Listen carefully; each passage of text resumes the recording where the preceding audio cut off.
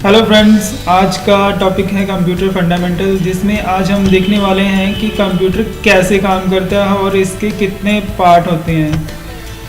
तो आज जो टॉपिक डिस्कस करने वाले हैं वो हैं कंप्यूटर फंडामेंटल से रिलेटेड, जैसे कि कंप्यूटर की इंट्रोडक्शन, कंप्यूटर के types, data, working of computer, computer की ऑर्गेनाइजेशन और कंप्यूटर के पार्ट्स कौन कौन से होते हैं। तो शुरू करते हैं हम कंप्यूटर की फुल फॉर्म से। तो वैसे तो कंप्यूटर की पहले से कोई फॉर्म डिफाइन नहीं है, फिर भी हमने अपनी तरफ से एक फॉर्म बनाई है। ऐसे ही आप भी अपनी तरफ से कोई भी फॉर्म बना सकते हो, जैसे कि C for commonly, O for operated, M for machine, P for particularly, U for used in, T for trade, E for education and entertainment, R for research। तो इसका मतलब है कि ऐसी मशीन जो कमांड से ऑपरेट होती है और इसका उपयोग पढ़ाई, मनोरंजन और खोजबीन या रिसर्च करने के लिए होता है।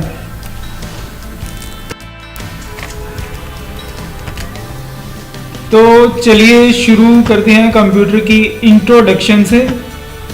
कंप्यूटर का आविष्कार 19th सेंचुरी में चार्ल्स बेबेज द्वारा किया गया था।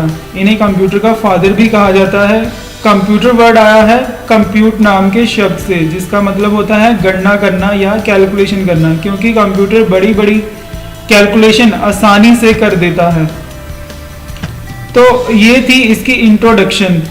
कंप्यूटर के टाइप या प्रकार किस तरह के होते हैं, तो दो प्रकार का होता है कंप्यूटर, जैसे कि एक डेस्कटॉप और एक लैपटॉप कंप्यूटर।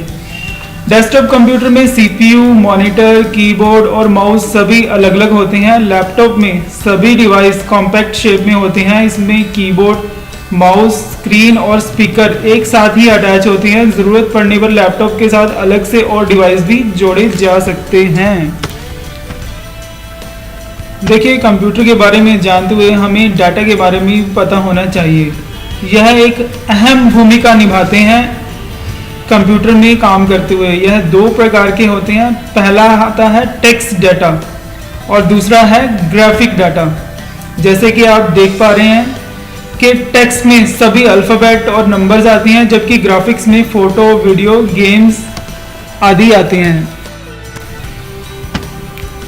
अगर हम डाटा की बात कर रहे हैं तो हमें इसके प्रोसेस के बारे में भी पता होना चाहिए कि कंप्यूटर कैसे काम करता है या डाटा का प्रोसेस कैसे होता है। डाटा की प्रक्रिया को हम तीन भागों में बांट सकते हैं। पहला, यूजर से रॉ डाटा लेना। दूसरा, सीपीयू द्वारा उसे प्रोसेस करना या रिजल्ट निकालना। तीसरा, आए हुए रिजल्ट को आउटपुट डिवाइस पर सेंड करना। आइए इस चार्ट से समझने की कोशिश करते हैं।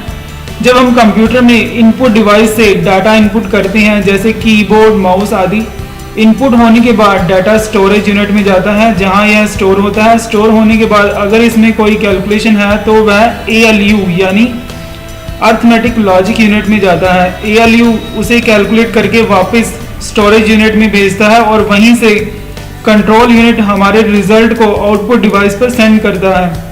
कंट्रोल यूनिट का काम होता है कंप्यूटर के सभी पार्ट्स को कंट्रोल करना।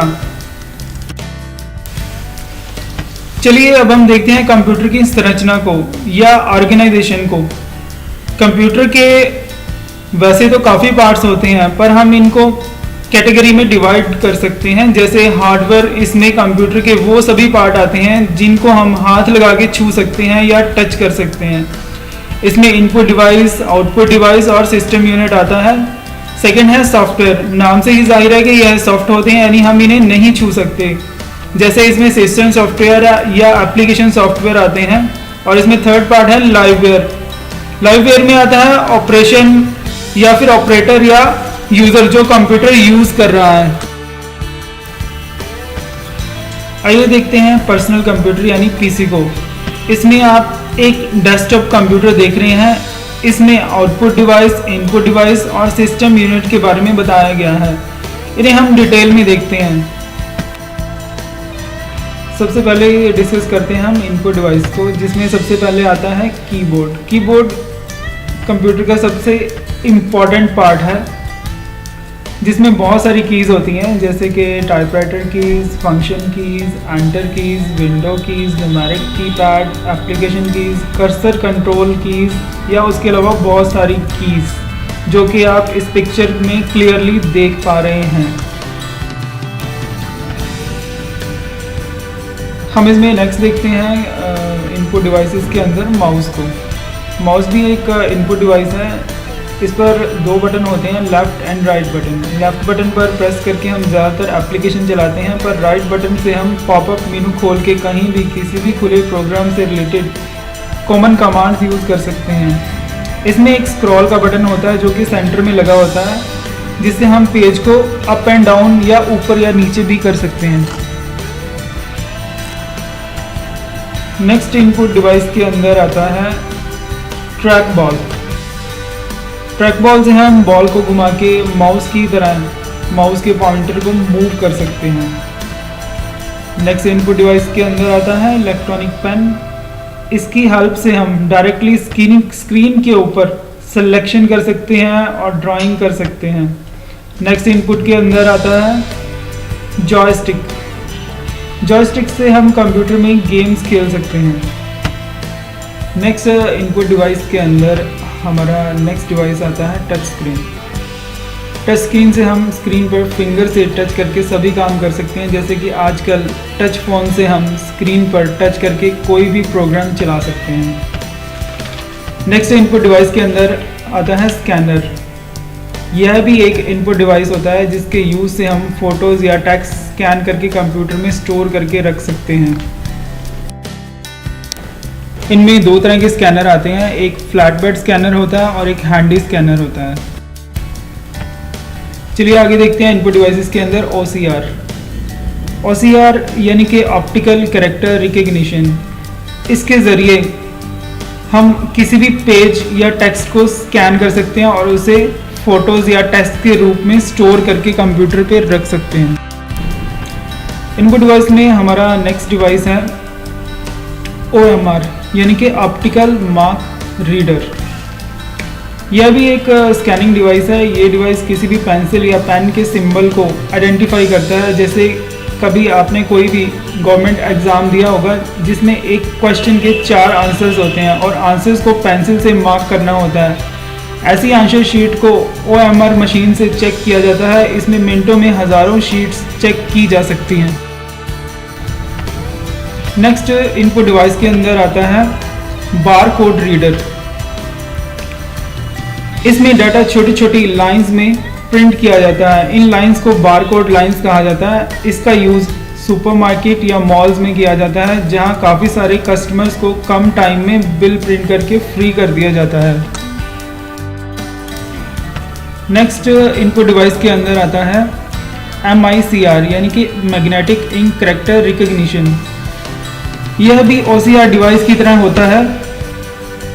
यह डिवाइस बैंकों में चेक पर प्रिंटिंग के लिए किया जाता है।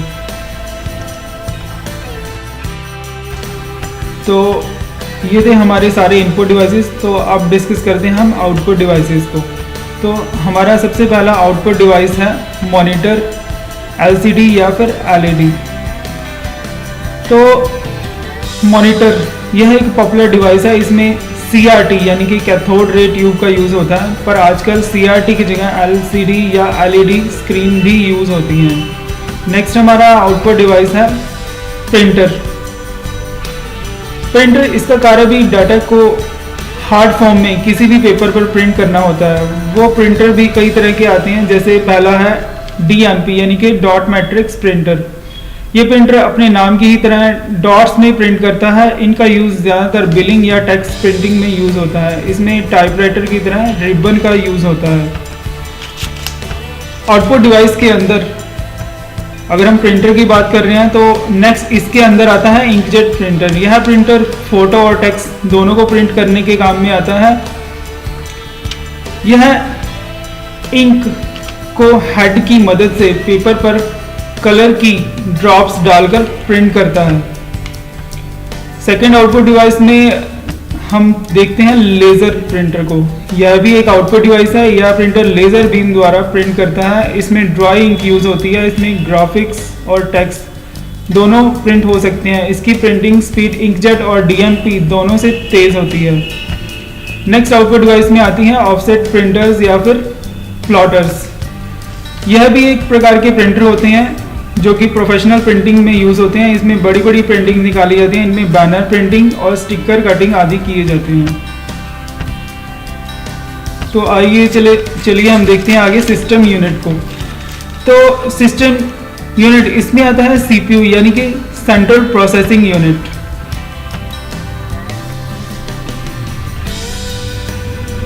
इसे कंप्यूटर का ब्रेन भी कहा जाता है। इसके पार्ट्स कुछ इस प्रकार हैं, जैसे कि motherboard, processor, RAM, hard disk drive, CD, DVD ROM, floppy disk drive, expansion cards. आइए हम सीपीयू के अंदर चलकर देखते हैं कि ये पार्ट सीपीयू के अंदर कैसे लगे होते हैं और कैसे दिखाई देते हैं। जैसे कि पावर सप्लाई आप देख पा रहे हैं, इसमें पावर सप्लाई है, कूलिंग फैन है, ग्राफिक कार्ड लगा हुआ है, सीएमएस सेल है जो कि डेट और टाइम को स्टोर करता है। इसमें सीडी, डीवीडी, सीपीयू फैन है, केबल्स है, हार्ड डिस्क ड्राइव है, मदरबोर्ड, आरओएम रोम यानी कि read only memory, cooling fans हैं। तो ये सीपीयू के अंदर का सारा व्यू था। तो नेक्स्ट हम चलते हैं सिस्टम सॉफ्टवेयर के ऊपर। तो सिस्टम सॉफ्टवेयर क्या होते हैं? इसमें पहला आता है सिस्टम सॉफ्टवेयर। इसमें सिस्टम से रिलेटेड सॉफ्टवेयर आते हैं। इनकी हेल्प से ही हम कंप्यूटर चला पाते हैं। अगर यह ना हो तो कंप्यूटर स्टार्ट नहीं होगा और उस पर कुछ भी नहीं चलेगा, क्योंकि कंप्यूटर हार्डवेयर सिर्फ मशीन लैंग्वेज समझते हैं। हमें ऐसा सिस्टम चाहिए जो ह्यूमन लैंग्वेज को मशीन लैंग्वेज में कन्वर्ट करके मशीन को समझा सके कि हम उससे क्या लेना चाहते हैं, और जो भी मशीन रिजल्ट दे वह ह्यूमन लैंग्वेज में हमें दिखा दे। तो ऐसा कार्य सिर्फ सिस्टम सॉफ्टवेयर ही कर सकते हैं। इनमें Microsoft window, Unix, Linux, Apple का मैक का सॉफ्टवेयर या ऑपरेटिंग सिस्टम आता है। ये जो सभी सॉफ्टवेयर है कंप्यूटर के हार्डवेयर को कंट्रोल करते हैं। आजकल जैसे फोन्स में एंड्रॉयड भी काफ़ी पॉपुलर ऑपरेटिंग सिस्टम है। आप देख पा रहे हैं इस स्लाइड के अंदर कि ऑपरेटिंग सिस्टम से हम application, disk drive, mouse, printer, keyboard, monitor इन सभी को कंट्रोल कर सकते हैं। चलिए आगे चलते हैं सॉफ्टवेयर में लैंग्वेज के ऊपर। कंप्यूटर सिर्फ मशीन की भाषा समझता है, उसे ह्यूमन लैंग्वेज यानी हमारी भाषा समझने के लिए सॉफ्टवेयर की ज़रूरत पड़ती है। तो यह सभी सॉफ्टवेयर लैंग्वेज के अंदर बनते हैं। लैंग्वेज 3 प्रकार की होती है: low level language, high level language और एडवांस हाई लेवल लैंग्वेज। तो सबसे पहले हम डिस्कस करते हैं लो लेवल लैंग्वेज में।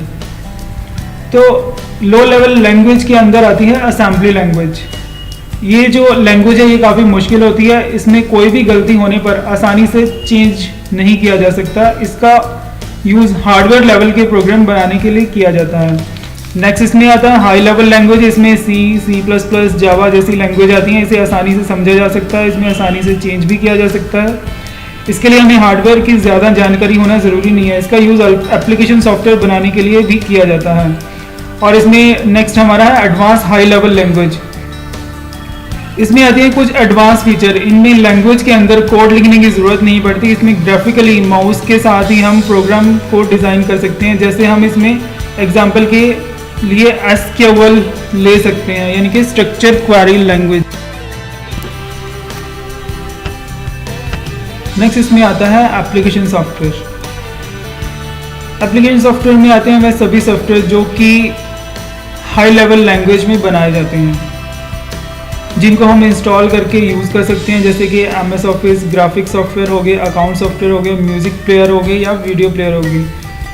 तो ये थी हमारे कंप्यूटर के बारे में बुनियादी जानकारी, यानी कि फंडामेंटल। अगर यह सब आपको अच्छा लगा तो आप हमारे फेसबुक पेज को लाइक करें और यूट्यूब पर सब्सक्राइब करके और भी इंटरेस्टिंग वीडियो और जानकारी ले सकते हैं। Thank you.